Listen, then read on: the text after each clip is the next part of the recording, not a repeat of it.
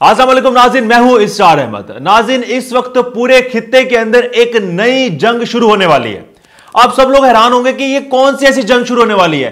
नाज़रीन, ये कहीं ऐसा तो नहीं है कि वर्ल्ड वॉर 3 स्टार्ट होने वाली है। नाज़रीन, बिल्कुल ऐसा है। आप कुछ महीने के बाद देखेंगे कि इस खित्ते के अंदर जो है वो पूरा खित्ता, जो पूरी दुनिया जो लपेट में आ रही है जंग की। सबसे पहले मैं आपको आज कुछ हकाइक बताता हूं। पहले लोग जो है, जो सियासतदान थे, वो लोग हमले की धमकी देते थे और कहते थे हम आपके ऊपर अटैक कर देंगे, हम आपके ऊपर हमला कर देंगे, प्लान कर देंगे। लेकिन अब प्रॉपर हमले हो रहे हैं।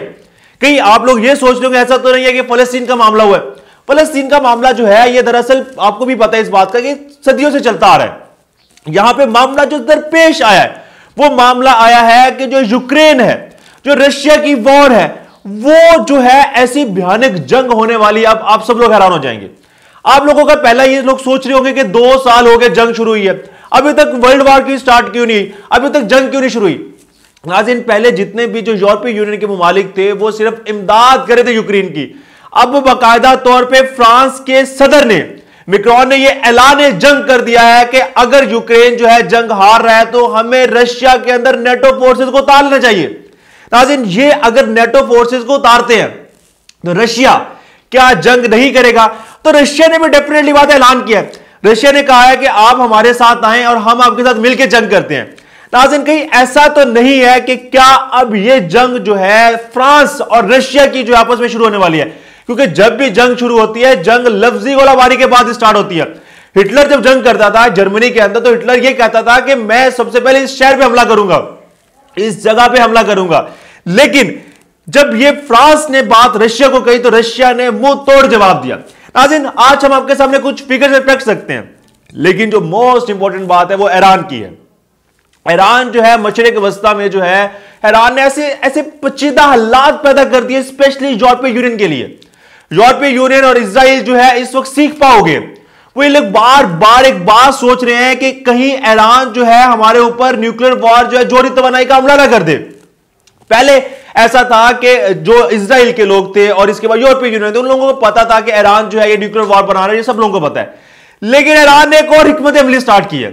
उन्होंने फैसला किया है कि जो मुल्क मशरिक वस्ता में मेरी मदद करेंगे, मेरे हमायती बनेंगे, मैं उनको बाकायदा तौर पर जो है जोहरी तवानाई बना के दूंगा, जैसे ईरान को पाकिस्तान ने दी थी। आप सब लोगों को याद होगा अब्दुल कदीर खान के वाकये के बाद जो है सब लोगों को पता है। ये कहीं ऐसा तो नहीं है कि ईरान जो है वो यमन या लबनान या हिजबुल्लाह को या शाम या इराक के अंदर जो है सब ममालिक जो अरब के ममालिक है उन सबको कहीं जोहरी तवानाई का जो है वो प्रोसीजर, कैसे बम बनता है, किस तरीके से कंट्रोल होता है, क्या वो बात जो है चीजें सिखाने वाले तो नहीं है। नाज़रीन, आपके सामने आज कुछ हम डॉक्यूमेंट सकते हैं। तो नाज़रीन, मैंने जैसे आपको शुरुआत में बताई थी कि रशिया यूक्रेन वॉर की वजह से जो है इस खित्ते के अंदर नई जंग शुरू होने वाली है। अब मैं सबसे पहले आपको कुछ बातें बताता हूं जो काफी नाज़रीन को यह बात पता नहीं होगा। पहली बात तो यह थी कि यूक्रेन जो है इस वक्त 99% जंग अपनी हार गया।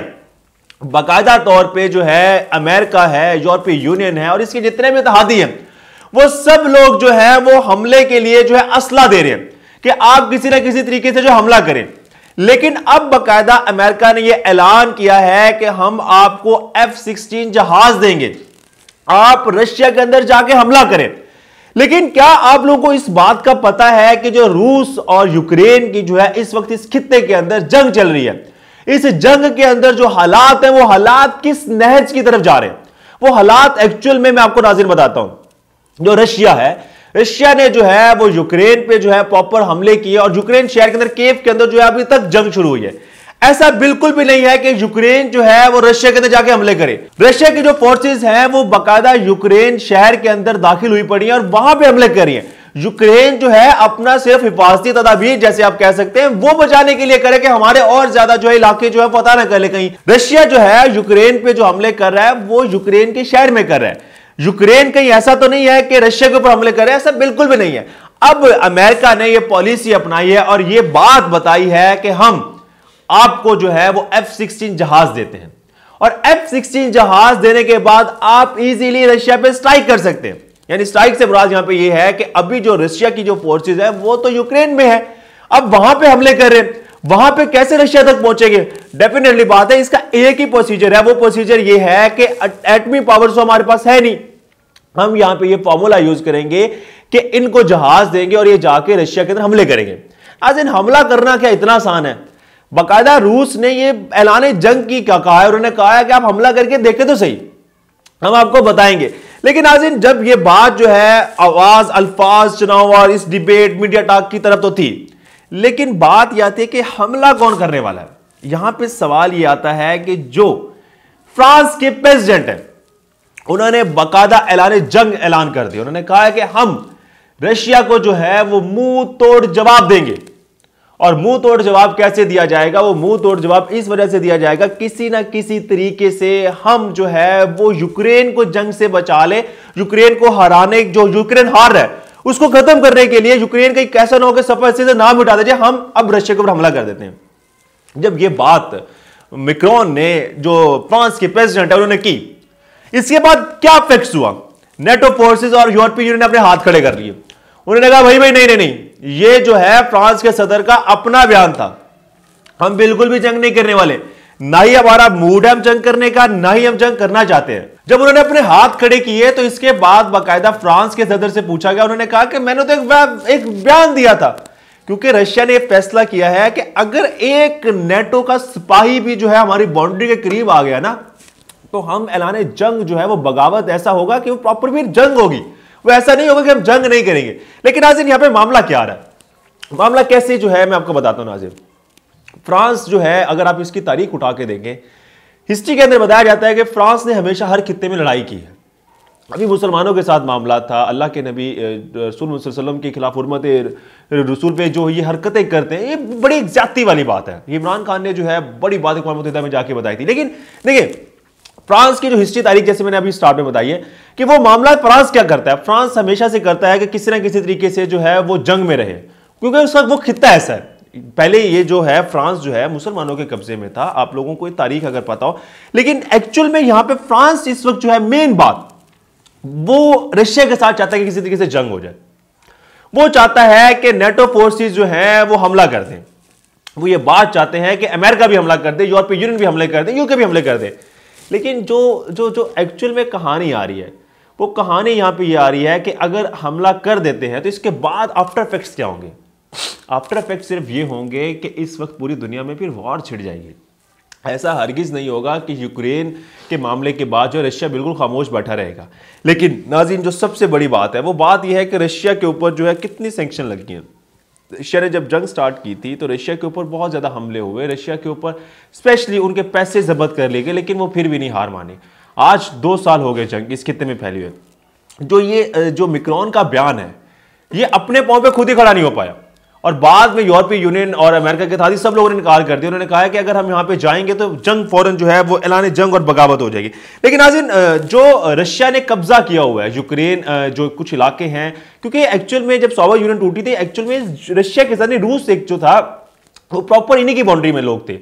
तो रशिया के अंदर जो है जो यूक्रेन वाले लोग हैं बहुत खुश हैं, क्योंकि जो रशिया के कंट्रोल में है यूक्रेन के इलाके, वो बाकायदा तौर पे वो खुशहाली है, उन्हें पैसा मिल रहा है, वो बहुत हैप्पी हैं, वो बगावत नहीं करना चाहते। आज भी बाकायदा आर्टिकल बीबीसी ने छापा हुआ था, उन्होंने कहा था कि रशिया के अंदर जो लोग हैं, जो यूक्रेन के लोग हैं, वो बाकायदा यूक्रेन रशिया से बहुत ज्यादा हैप्पी है, बहुत ज्यादा खुश है। लेकिन आज यहाँ पे हम एक और बात करते हैं, वो बात जो प्रेसिडेंट ने की थी, जैसे मैंने कहा ना है कि उन्होंने बाकायदा ऐलान जंग के ऐलान किया, उन्होंने क्या बोला? उनका western says nothing ruled can not including using western troops to top stop Russian winning Ukraine war. यानी रशिया सिर्फ एक ही तरीके से जंग हार सकता है अगर हम नेटो की फोर्सेस जो हैं वो किसी ना किसी तरीके से जो है रशिया के अंदर उतार दें। अब नाज़रीन जैसे मैंने आपको बताया कि रशिया जो है, यूक्रेन जो है, ये यूरोपीय यूनियन जो है ये चाहते हैं कि किसी ना किसी तरीके से जो है जंग जो है बढ़े।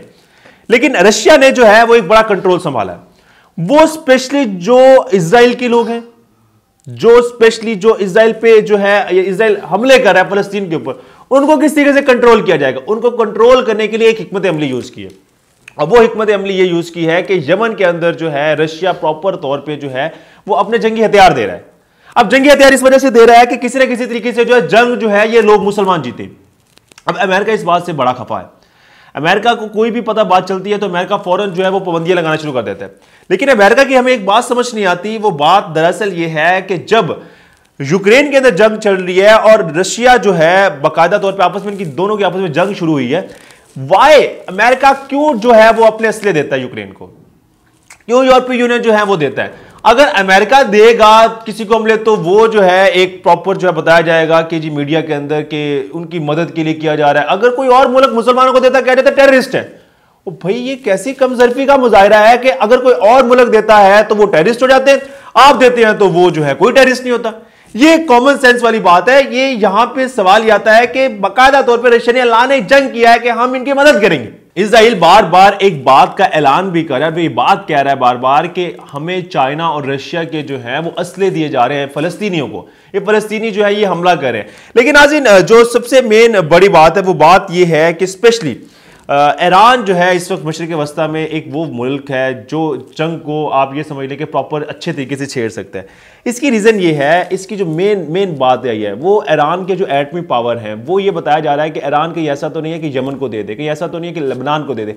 अगर इन तंजीमों के पास आ जाते हैं तो फिर नाज़रीन इस खित्ते में जंग को कंट्रोल कोई नहीं कर सकता। फिर इस जद में पाकिस्तान भी आएगा, फिर इस जद में इंडिया भी आएगा, फिर सब लोग ही आएंगे, फिर सब लोग जो है वो रगड़े जाएंगे। ऐसा नहीं होगा कि जंग जो है वो फिर कहीं इस्लामी पेश करेगी और कहेगी अब जंग नहीं होगी। जंग फिर आपको ऊपर मसलत कर दी जाएगी, फिर आपको लड़ना पड़ेगा। और इस वक्त जो है ये हालात ऐसे लग रहे हैं कि अगर किसी ना किसी तरीके से जो है ईरान कहीं ऐसा ना हो कि कहीं जो है एटमी बम जो है पावर्स जो है वो किसी और को ट्रांसफर कर दे, किसी और से बनाने की इजाजत दे दे, तो फिर इस खित्ते में जो प्रॉपर एक जंग शुरू होने वाली होगी। तो बोल नाज़रीन, आज आपको हमारी इंफॉर्मेशन और व्लॉग पसंद आएगा। अगर आपको हमारी इंफॉर्मेशन और व्लॉग पसंद आया तो कमेंट सेक्शन में जाए, कमेंट का इज़हार करें। Thank you so much. अल्लाह हाफिज़।